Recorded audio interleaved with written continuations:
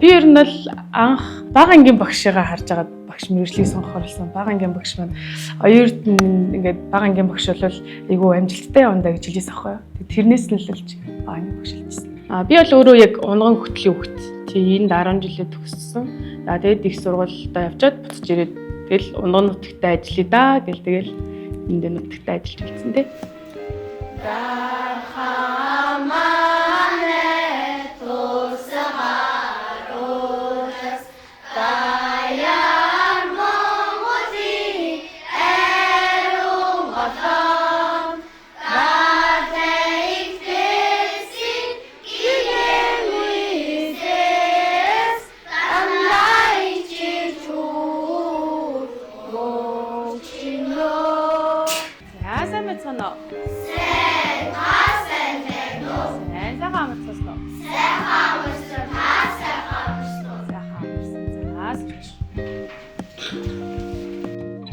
За сараа тавиад 12 дугаар сарын 24.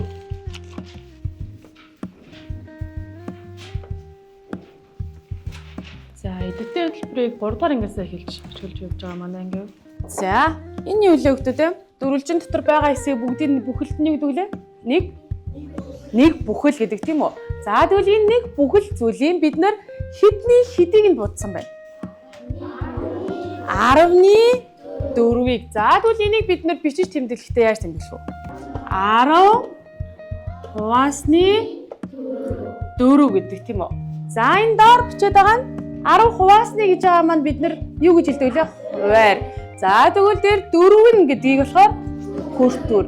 Сайн байна. За тэгвэл энийг харъя. За энд 10 хуваасны 4 биш. Тэгвэл энд хэд вэ? 100 хуваасны. 100 хуваасны хэдийг нь будсан байна. За 10 20 36. За үүнийг бид нэр яаж бичих вэ? 100-ны 36 гэж чинь тийм үү?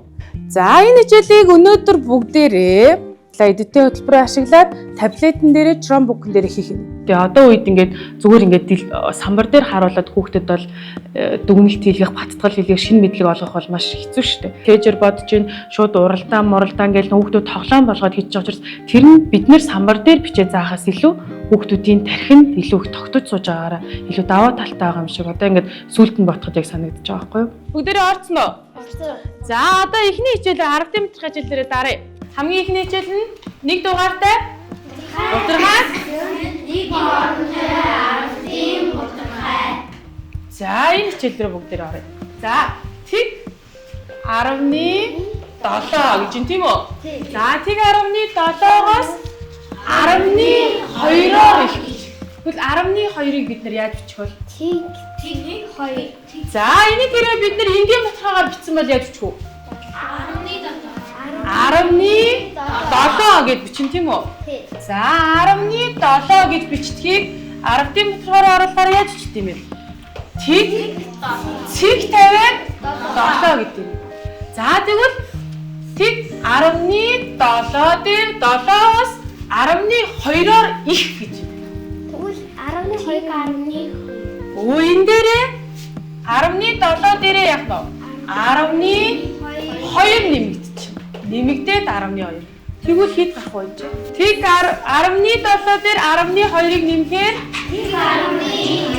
19 гэдэг тоо байна. За тэгвэл түүнийг та нар 10-ийн баталгаагаараа бичнэ шүү. За тэгээ үргэлжлүүлээ тэгээд чадна уу? Чадна. За. Ингээд түүнийг холиод тэгээд битээ байр хэлбэрээ битээ байр авсан нэгэд орё за. Бүхэлгүй. Асчааш тэгээд дотоос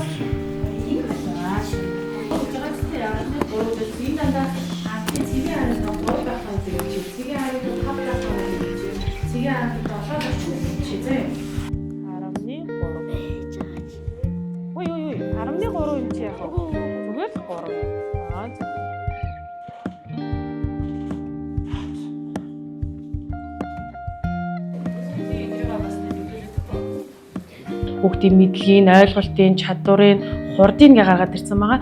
Тэрүүгээрээ маш олон төрлийн дүн шинжилгээ аналитик хийхэд аюу их даваа талтай болж байгаа байхгүй. За маш сайн асуултаа гол нь бас сайн уншиж шүү заяа юу. За их гэж гин үү, баг гэж гин үү тийм ээ? Тэрийгээ сайн уншаарай. Асуултаа уншиж ойлгож иж цаашаа явна штэ.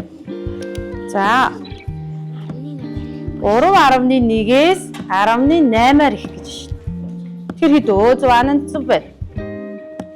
Манай ангид болохоор нэг охин хүү хоёр байгаа л та. Ингээд яг математикийн хичээл, математик сэтгэлгээ нь одоо яг ангийнхаа хүүхдүүдийг бодвол арай бага гэх юм уу? Тэр хүүхд маань идэвхтэй ороод тэгсэн чинь ямарсан ингээ хамгийн түрүүнд алмазыг авдаг болсон байхгүй юу? Тэр хүүхдийн сурах арга барил нь тэр цахим мэрэгчлээгээр илүү их амжилт болохоор байсан ч юм уу. Одоо ингээл бүх хичээлнээ за тийм тэр хүүхд бол хамгийн түрүүнд л алмаз зурдаг. 3.1-ээс энэ ахгүй. 3.1-ээс 18-аар их гэж шин. За дараагийнхыг багш руу гарч арай. За тэг 19. Улаанбаатар хотод сургаараа эдгээр ингээд хоромбог ашиглаад ингээд суудаг хөдөө орнууд төтлөхөөр зүгээр төвтрээ барай сууж ядэж гэдэг ялгааг бол нөхөр бити хизээж бити гараасаа гэж бодож байгаа. Бүгдээрээ л адилхан хөгжөөсөө дэвшээсээ бүгд л адилхан сураасаа л гэж боддог. Одоо энийг 11 гэл бүхэл байхгүй тэг тийм үү? За тэгвэл ингийн 10-ын бүтхийгээ тавилаа. Дээр хэд вэ? 4 гэж авч шүү дээ. За буяа шиг солонгоо отхон талайн хичин марал ирээдөө Нандас Наранбаатар Эрдэнэжил алдаж амар жаргал. Ер нь бол би бичиг цаасны ажил, үзэг бичээд гэрийн болохоор хийх ер нь бол би барагтаал дургүй байсан. Одоо болохоор захин хичээлээр ороод би ер нь бол их хөгжилтэй байгаа идэвхтэй хичээлэн дотроо машин уралдаан, гүүч гээд шат мат гээд олон гоё хичээл байдаг учраас би одоо баг идэвхтэйд дуртай болоод математиктай ч тийм болсон. Тэгээ хамгийн гоё хичээл нь ижил хуваартай энгийн бодлого хамгийн гоё байсан. Ангидаа бид ноутбукээрээ хоёулаа ярилцж байгаа хийдэг. Цар ажил ажиллаж байгаа болохоор тооч бодоод байгаа юм шиг тэгээд тоглоомч тоглоод байгаа юм шиг илүү амархан байдаг. Компьютер дээр хийх нь дэвтэр дээр бичгээс нь амархан. Өнөөдрийн байдлаар манай анги 15 хичээл нээсэн. Тэр дундаас энгийн бодлого гэдэг хичээл надад илүү таалагдсан. Би бол 13 алмаз, 15 хүрэл, 13 мөнгө, 12 алтан цумтай. За ингээд багш нь гэрээ даалгалт нь 2 тасгал нэ. Тэр 2 тасгалыг бас амжилттай хийгээд ирээрэй заяа. За хичээлдээ идэвхтэй орж